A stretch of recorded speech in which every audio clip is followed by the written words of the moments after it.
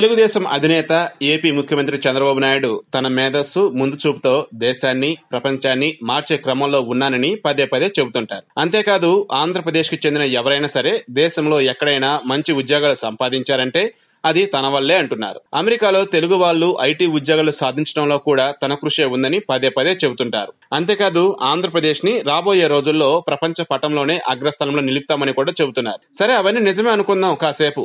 మరి ఇన్ని చేసిన 40 years ఇండస్ట్రీ చంద్రబాబు నాయుడు తన కుమారుడు మంత్రి నారా లోకేష్ ను ఎందుకు మార్చలేకపోతున్నారు?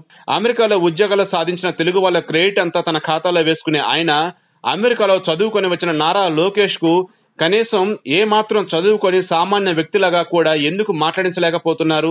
ఎవరైనా చనిపోతే సంతాపం ప్రకటిస్తాం, బాధపడుతున్నామని చెబుతాం. కానీ నారా లోకేష్ మాత్రం పరవశించి పోతాడట. ఇది ఎక్కడ విచిత్రం రా బాబు. అసలు ఈ పదం పలకాలని లోకేష్ కు చెప్పిన ప్రపంచ మేధావి ఎవరు అనేసి అంతా కూడా చెవులు కొరుకుంటూ ఉన్నారు. అసలు తప్పిదం ఎక్కడుంది?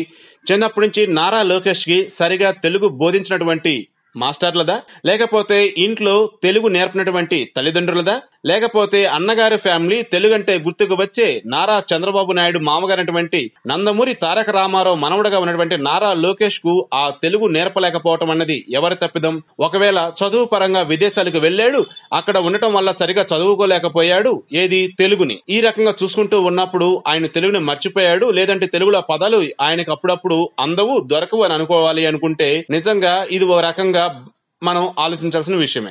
ఎందుకంటే నారా లోకేష్ కి తెలుగు రాకపోవటం అన్నది మాత్రం ఖచ్చితంగా అది పెద్ద తప్పిదమే అవుతుంది. ఎందుకంటే ఆయన తెలుగుదేశం పార్టీలో ఉన్నాడు కాబట్టి, అది కూడా మంత్రిగా ఉన్నాడు కాబట్టి. సరే, ఎన్నికల ప్రచారంలోనూ నారా లోకేష్ చేసే చమకులు అన్ని ఇన్ని కావు.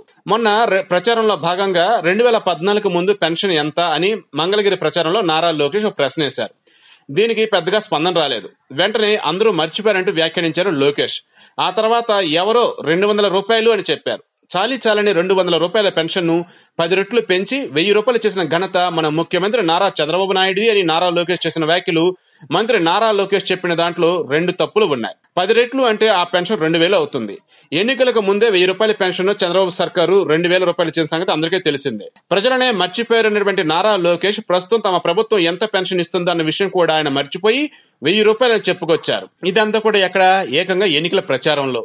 సో లోకేష్ చెప్పిన ఈ లెక్కల్లో తప్పు ఉంది, అసలు విషయంలోనూ తప్పే ఉంది. ముఖ్యంగా చూసుకుంటూ ఉన్నప్పుడు ప్రపంచాన్ని జయించానని చెబుతున్నటువంటి చంద్రబాబు నాయుడు మాత్రం తన కొడుకు నారా లోకేష్ తెలుగును మాత్రం జయించలేకపోతున్నారు.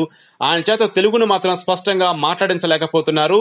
సమయానికి సందర్భానికి తగ్గట్టుగా నారా లోకేష్ మాట్లాడడంలో ఇప్పటికే ఫెయిల్ అవుతూ ఉండడం వెనక ఎవరి తప్పిదం ఉంది అన్నది అంతా కూడా చర్చించుకుంటూ ఉన్నారు. ఏది ఏమైనా కావచ్చు, గతంలో జీహెచ్ఎంసీ ఎన్నికల్లో ఎటువంటి తప్పిదాలైతే నారా లోకేష్ మాటల్లో కనపడ్డాయో అటువంటి తప్పిదాలు గనక ఇప్పుడు మరలా ఏపీ ఎన్నికల్లో నారా లోకేష్ నోటి వెంట వస్తే ఖచ్చితంగా అది టీడీపీకి తీరని దెబ్బే, మాయన మచ్చే అంటూ ఉన్నారు.